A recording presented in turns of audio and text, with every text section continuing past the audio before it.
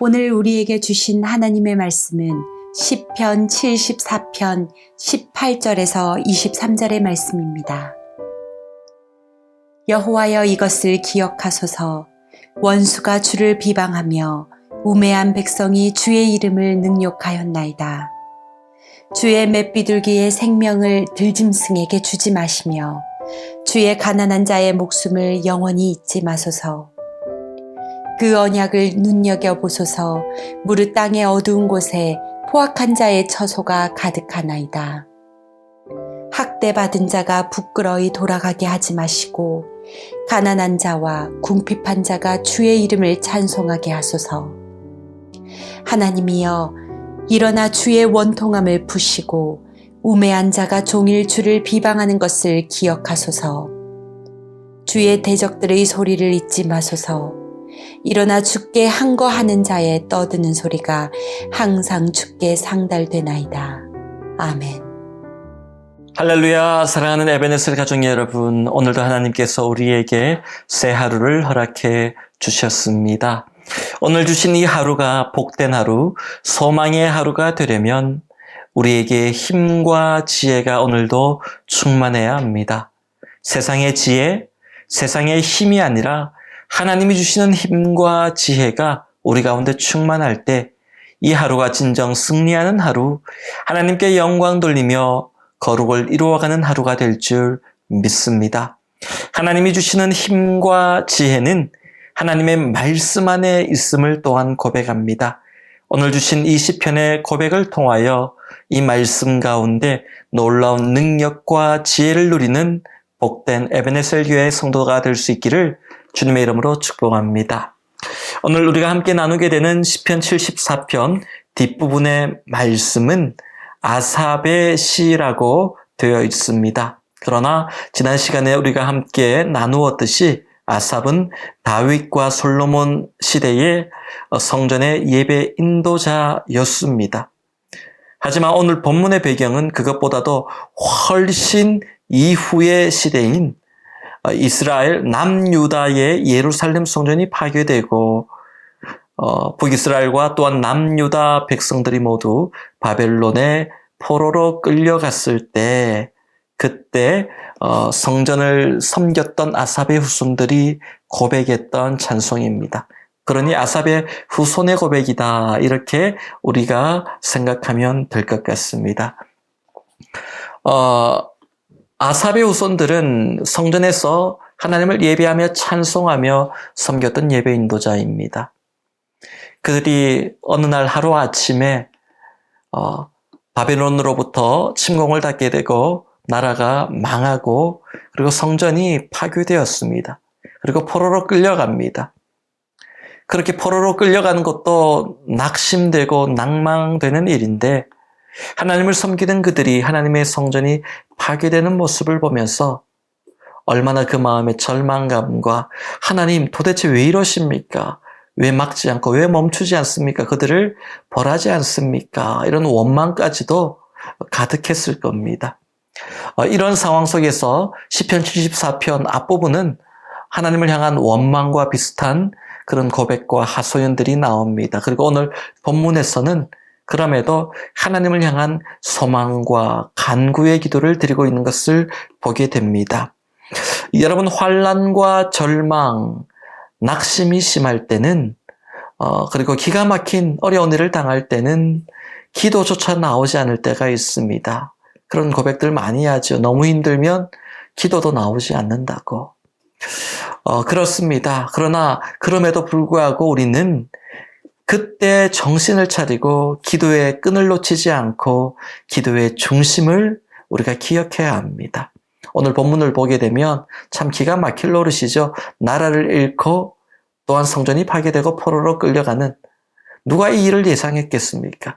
기가 막힌 일인데 어떻게 기도도 나오지 않을 것 같아요. 그럼에도 불구하고 아삽의 후손들, 이 예배자들은 하나님을 향해 기도의 끈을 놓치지 않고 이 두 가지 기도의 제목을 가지고 하나님께 기도합니다. 오늘처럼 힘들고 어려운 이 코로나로 인해서 또 이 코로나가 종식되는 것 같았는데 변이 바이러스로 또다시 혼란이 오고 있습니다. 이런 상황 속에서 우리 앞길을 알 수 없지만 그러나 기도의 끈을 놓치지 않고 계속 기도해야 됩니다. 그래야 우리는 마지막까지 승리하게 될 줄 믿습니다. 오늘 본문을 통해서 어떻게 기도했는지 이 아삽의 후손들의 기도 두 가지를 볼 텐데요. 먼저는 본문 18절 말씀입니다. 여호와여 이것을 기억하소서 원수가 주를 비방하며 우매한 백성이 주의 이름을 능욕하였나이다. 여호와여 이것을 기억하소서라는 기도를 합니다.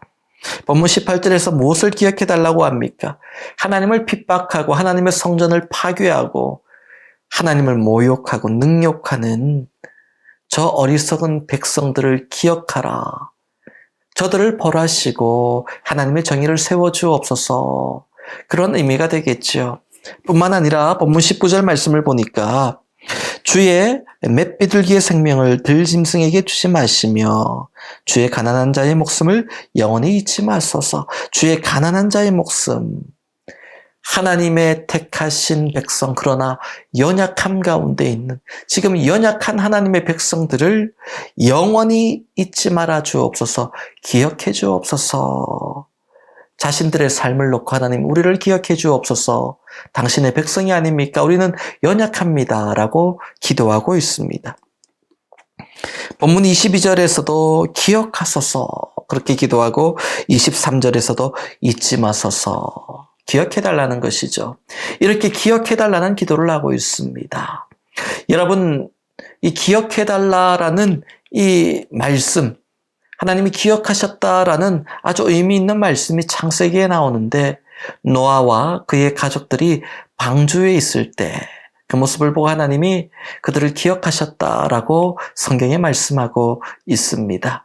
그것은 노아가 그 대홍수 속에서 그의 가족 8명만 방주를 타고 있었는데 그 안에서 하나님의 음성을 듣지도 못하고 바깥을 보지도 못하고 아주 오랜 시간 동안 그렇게 물살에 휩쓸려 왔다 갔다 그러고 있을 때에 하나님이 우리를 잊으셨나 이런 두려움이 있었을지 모르지만 그러나 하나님은 말씀하십니다. 하나님께서 그들을 기억하셨다.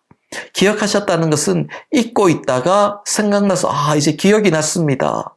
기억이 났다. 생각해냈다. 이런 의미가 아니라 성경을 보게 되며 성경 원어상은 기억하셨다라는 것은 잊지 않고 생각하고 계셨다. 늘 기억하고 잊지 않으셨다라는 의미입니다. 때로는 우리가 환난 속에서 하나님의 음성을 듣지 못하는 것 같을 때 하나님이 우리를 잊으신 건 아닐까라고 걱정하기도 하지만 그러나 하나님은 한순간도 1분 1초도 우리를 잊지 않고 기억하시는 분입니다. 오늘 본문에서 아삽의 후손들이 그렇게 기도합니다. 하나님, 우리를 기억하여 주옵소서. 이 상황을 기억하시고, 우리의 형편을 기억하시고, 우리의 연약함을 기억하시고, 우리가 하나님께 예배하던 그 아름다운 예배의 날을 기억하셔서 회복시켜 주옵소서라고 기도하고 있는 것이죠. 여러분, 하나님은 우리의 이름을 기억하십니다. 복음성가 가사에 내 이름 아시죠? 내 모든 생각도 내 모든 눈물도 그런 가사도 있습니다. 하나님은 우리의 이름을 기억하시고 또한 우리의 생각을 아시고 우리의 머리털까지도 세시고 그만큼 세밀하게 우리의 모든 것을 우리보다 더 잘 아십니다. 여러분, 여러분의 머리털 숫자가 몇 개인지 기억하십니까? 아니요, 알고 계십니까? 모르시죠? 하나님은 아신다고 말씀하십니다. 나보다 나를 더 잘 아시는 분, 그분이 바로 하나님, 그 하나님이 내 모든 상황을 기억하고 계신다. 그 하나님이지만은 또 우리는 기도할 때 하나님, 그렇게 우리를 기억하여 주옵소서라고 기도하며 그 하나님의 기억하심을 우리가 믿고 신뢰함으로 두려워하지 않고 이 세상을 살아야 되는 것입니다. 또 한 가지 마지막으로 볼 것은 아삽의 후손은 이렇게 기도합니다. 본문 20절 말씀입니다. 그 언약을 눈여겨보소서.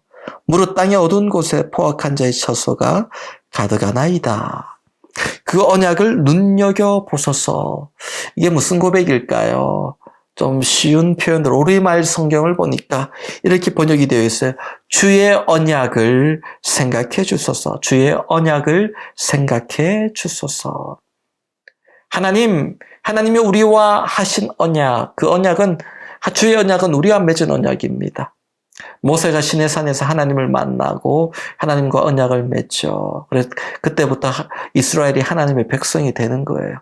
언약의 백성이 되었습니다. 오늘도 우리는 언약의 백성이고 언약의 자녀입니다. 하나님이 우리와 하신 약속이 있습니다. 구원의 약속이 있고 축복의 약속이 있고 소망의 약속이 있습니다. 그리고 성경에 주신 모든 말씀이 우리에게 주신 언약의 약속의 말씀입니다. 아사비오서는 그렇게 얘기합니다. 하나님이 우리와 맺으신 그 언약을 기억하시고 생각하시고 우리에게 이루어 주옵소서. 이 환난과 어려운 때에 여러분, 하나님이 나와 맺으신 그 언약을 기억하십시오. 우리와 맺으신 언약도 있고 여러분 한 사람 한 사람과 맺은 언약도 있습니다. 그 언약은 축복의 언약일 것입니다. 소망의 언약이고 회복의 언약이고 구원의 언약일 것입니다.